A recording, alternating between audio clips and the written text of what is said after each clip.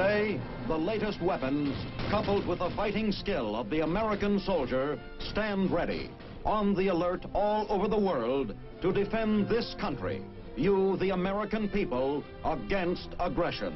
This is The Big Picture, an official television report to the nation from the United States Army.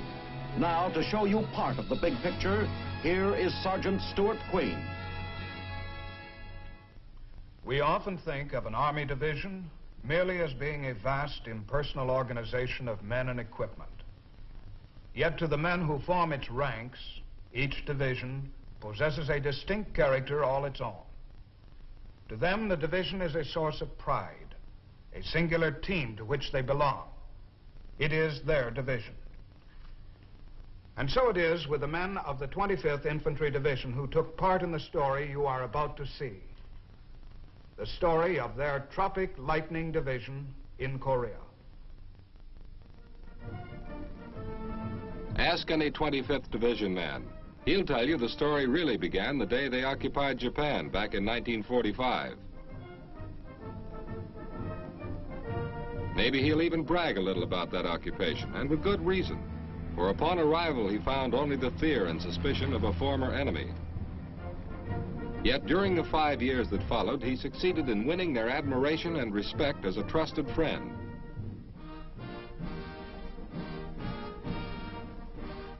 Yes, the story began here, for on June 25th, 1950, the division was still in Japan when the neighboring South Koreans were invaded. North Korean communists had crossed the 38th parallel in force. Machine guns would be no match against the Russian-built tanks spearheading the attack from the north. The Republic of South Korea called for immediate assistance. The United Nations heard and answered. Within 2 weeks after the North Korean invasion, Japanese port cities were humming as the 25th Division rushed to support the beleaguered South Koreans. On July 7th, advance elements of the 25th took their last look at Japan as they set sail for Pusan, following close on the wake of their sister division, the 24th. Thus, the men of the 25th became the second United States division to arrive in Korea.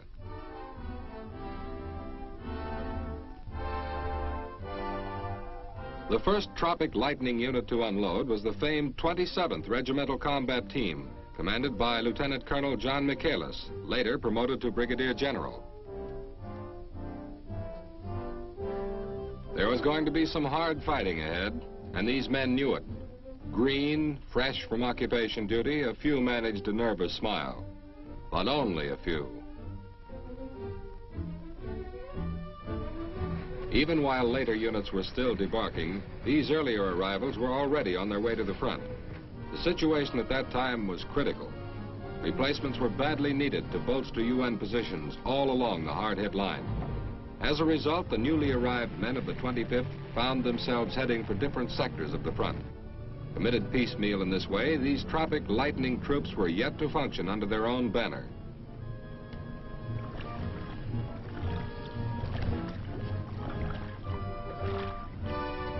Then, on July 20th, the 25th assembled as a division and took up defensive positions in the north near Sangju. This placed them on a perimeter, face to face with the advancing enemy.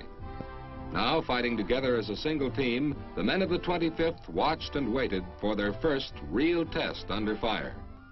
They were bidding for precious time while other UN reinforcements could be rushed to Korea. They watched and they waited, and then...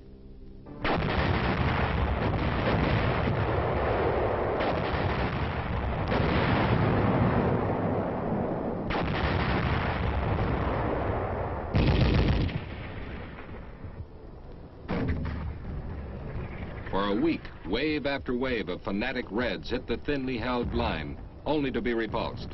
By the end of July, these overnight veterans of the 25th had stopped more than 30,000 enemy troops in their sector. Meanwhile, a new menace had developed. An enemy force had driven south along the west coast and was now threatening to engulf Pusan. Once again, the 25th Division was called upon to stem the onslaught. On August 1st, Tropic Lightning troops prepared for what was later described as a history-making maneuver.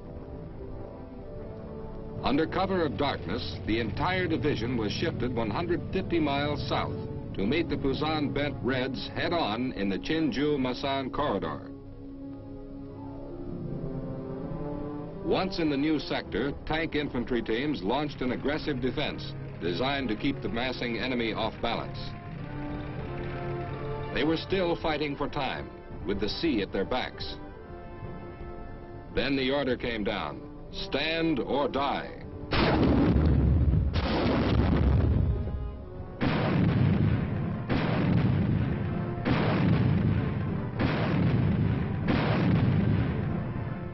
That month and a half saw one of the greatest stands in the history of warfare, the Pusan perimeter.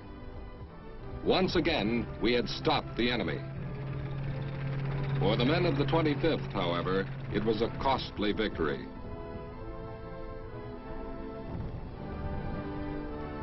But time was running out for the North Koreans. Their gamble for a quick conquest had failed, for they had not reckoned the United Nations into their timetable. Then, on September 15th, 1950, the enemy's clock stopped. The place? Incheon, high up on the west coast of Korea. With the U.S. 10th Corps spearheading the amphibious assault, the Reds suddenly found themselves caught in a squeeze play. The Incheon landing was the signal for the long-awaited breakout from the Pusan perimeter.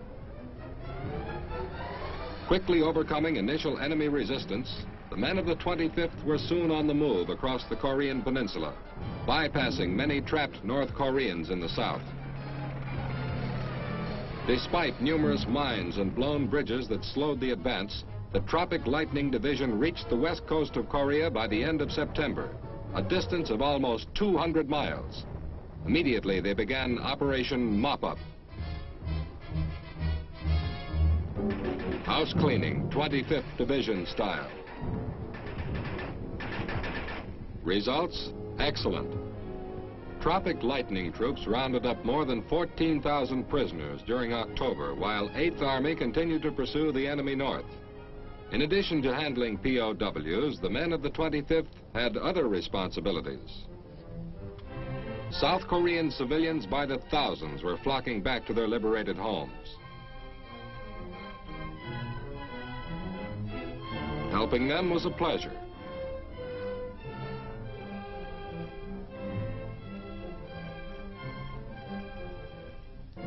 November found the division again heading north.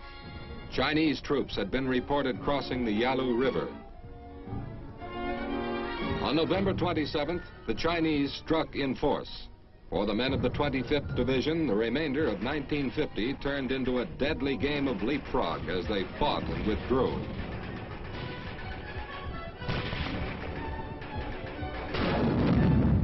And then fought and withdrew again before the advancing horde of Chinese. It was another war, but they'd be back. The new year found the division on the outskirts of Seoul.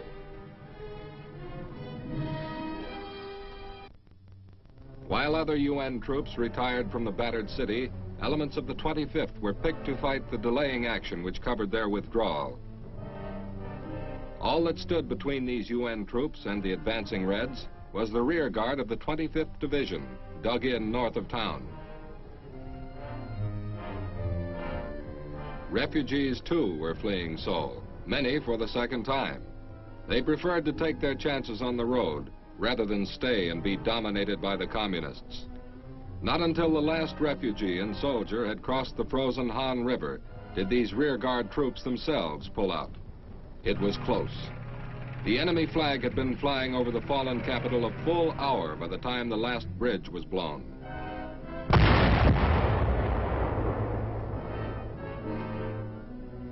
The long, weary withdrawal then continued south, finally coming to an end below Suwon. As 8th Army consolidated its forces, the men of the 25th waited for the order to begin the drive back north. It was bitter cold, but morale was high. The Chinese had had their day. We'd soon see if they could take it. Then the order came down, and on January 15th, 1951, the division began pushing northward. First objective, Suwon. As they neared the town, the men of the 25th encountered resistance from well-entrenched enemy troops. The infantry called for armored support to help them clear the way.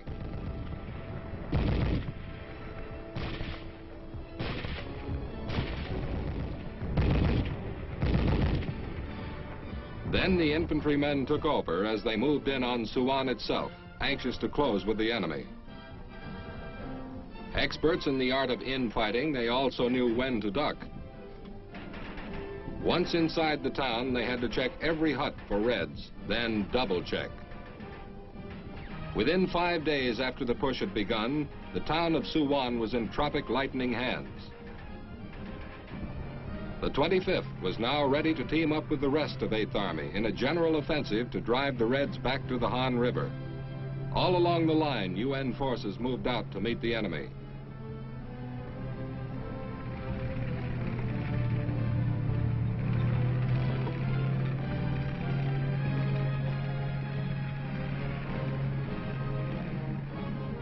The 25th Division's mission in this coordinated offensive was the vital Yeongdong-po-Incheon Highway across the Han from Seoul.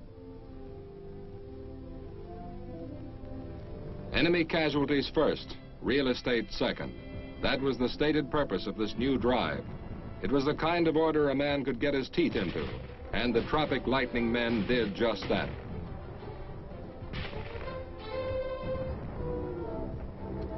Every possible hiding place was checked for Reds. Civilians? Maybe they were, maybe not. Enemy resistance increased steadily as the division neared the Han. Rice paddies didn't offer a man much protection against the heavy fire being laid down by the Reds.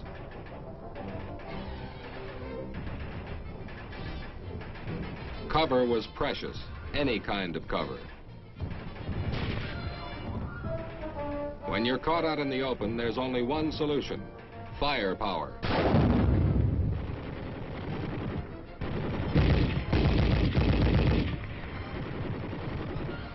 Keep the enemy's head down, and then move up.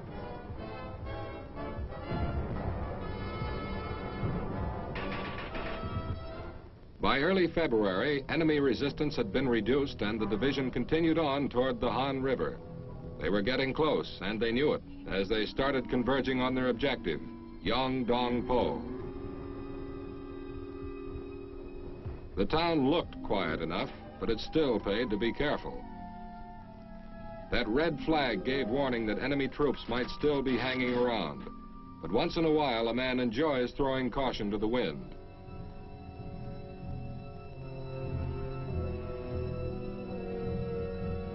The enemy had suffered 70,000 casualties during this latest 8th Army offensive, which now found the men of the 25th deploying along the banks and bridges of the Han itself.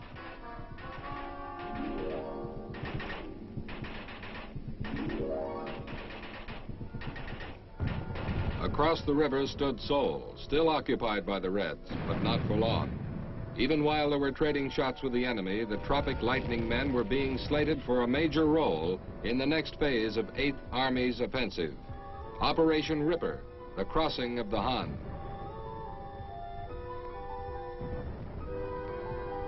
Shifted to positions 15 miles east of Seoul, the 25th prepared to spearhead the crossing on March 7th.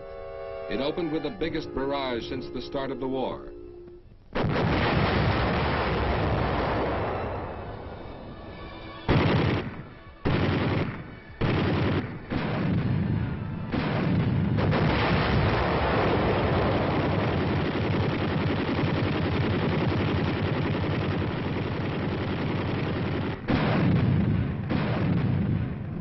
It stopped as suddenly as it had started.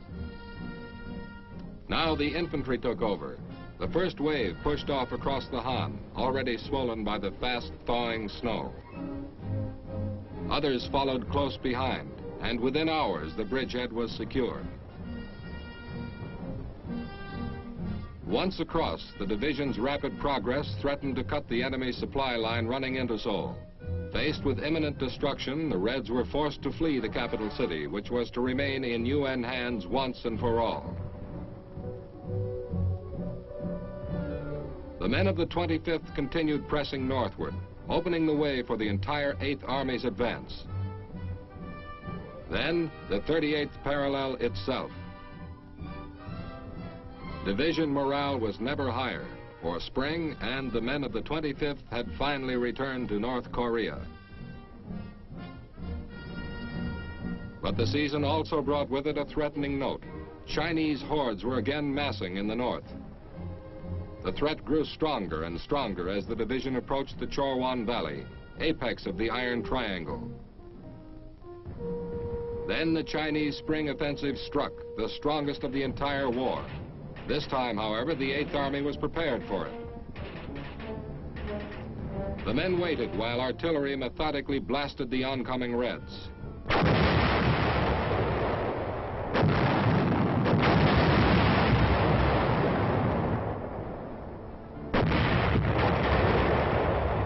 Then the 25th Division executed a series of systematic withdrawals.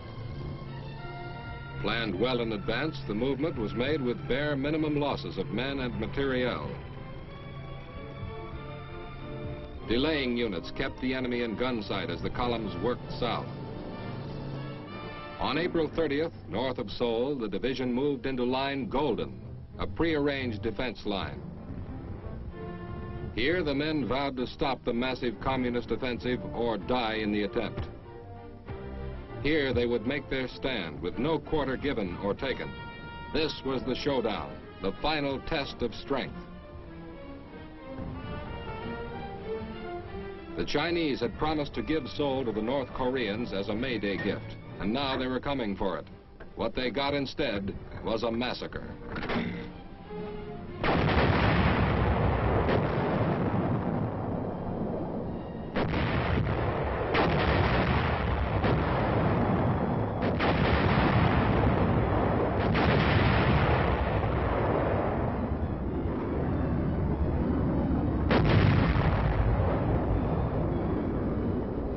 Along the line, the 8th Army held fast as 5 Chinese armies battered against a solid wall of fire.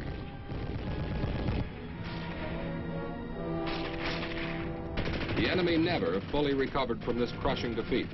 It was to be his last major offensive of the Korean War. July 1951 found the men of the 25th Division taking a well-earned rest in reserve. For some, it was a month of sadness as they paid tribute to buddies who had fallen in combat. It was a time to remember the year that had passed. Sangju, the Pusan perimeter, the capture of Suwon, the Han River crossing, the stand at Line Golden.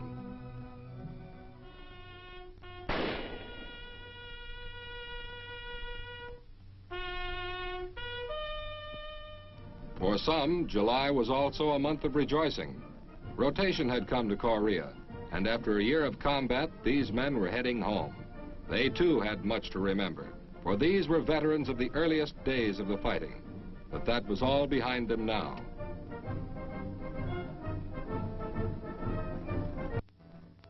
For the world, July was a month of hope. The United Nations had demonstrated that it was determined to defend South Korea and would never be driven out. Realizing this, the communists finally agreed to talk peace. Yes, the world took hope that peace might soon again come to Korea. No one knew then that the communists intended to drag out the talks for 2 years. With the Armistice negotiations underway, the Tropic Lightening Division once again took up defenses along the Iron Triangle. There were plenty of Chinese and North Koreans holed up in those hills, with plenty of fight still left in them. The men of the 25th wasted no time in letting the enemy know they had arrived.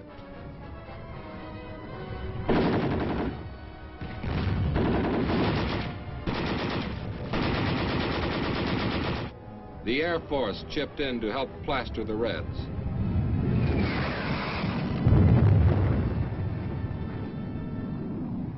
During this period of fighting, the division's searchlight company was quite active. These powerful searchlights were used effectively in discouraging enemy night attacks. They were also handy in spotting targets for the artillery during night firing missions. The Reds soon learned to hate these glaring eyes. In the daytime, light aircraft took over the search for enemy targets. These planes were flown by men who were trained artillery observers, as well as expert pilots. Vital members of the 25th Division team, these Army aviators played an outstanding role during the Korean War. The planes had no armor, but plenty of maneuverability. Almost daily, the pilots flew directly over enemy installations, normally hidden by massive mountains, and by radio directed immediate artillery fire on the Reds.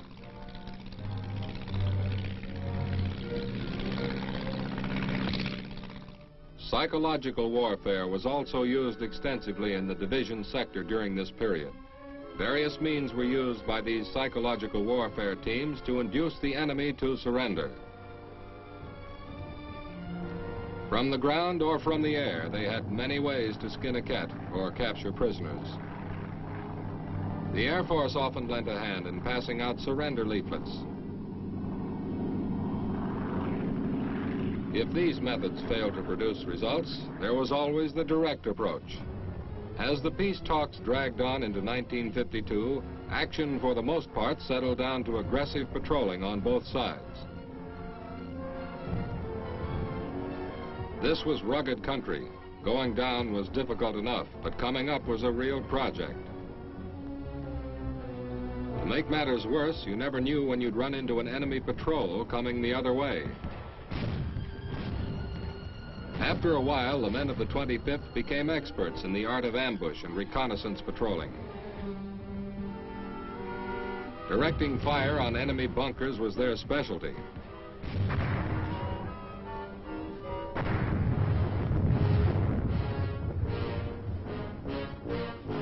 Sometimes, however, you had to shoot them out.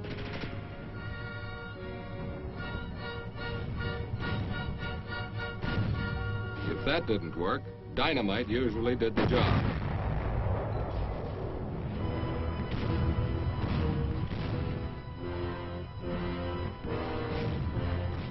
Now to look for the pieces. For the remainder of the war, 25th patrols continued to harass enemy positions in their sector. Neither side seemed inclined to launch a major ground offensive, and fighting was limited mostly to local skirmishes.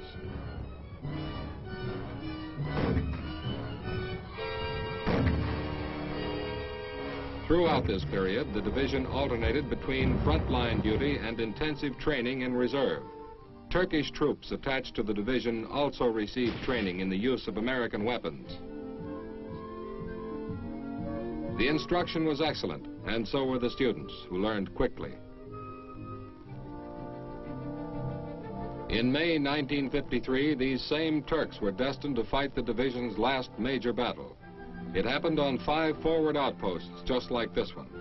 For 2 days, this one Turkish brigade was to fight off repeated attacks by a full enemy division. Before it was over, 3,000 Reds lay dead or wounded.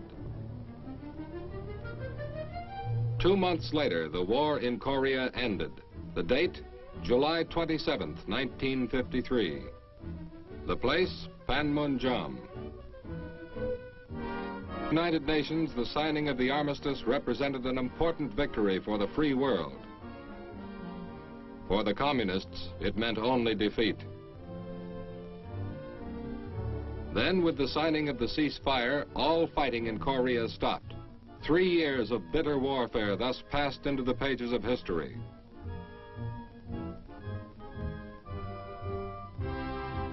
In September 1954, after 4 years of continuous service in Korea, the 25th Division made ready to leave.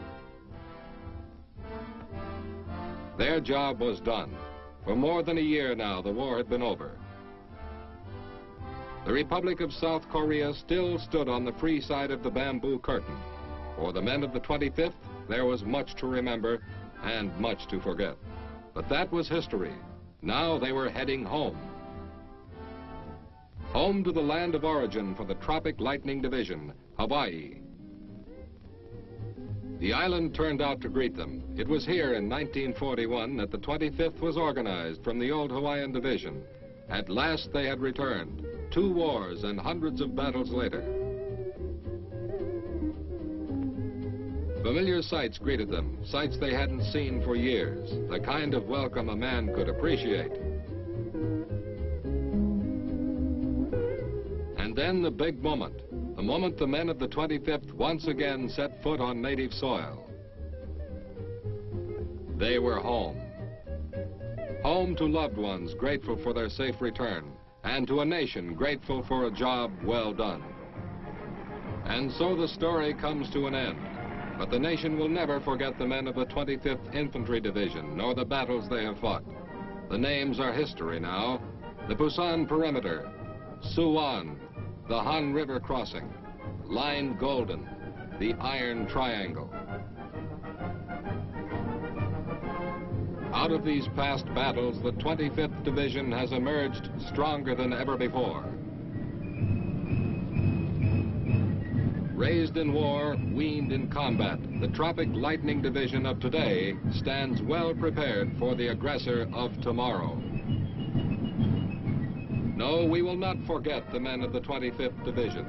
Or as President Syngman Rhee said the day they left his South Korean Republic, we will forever remember you in our history.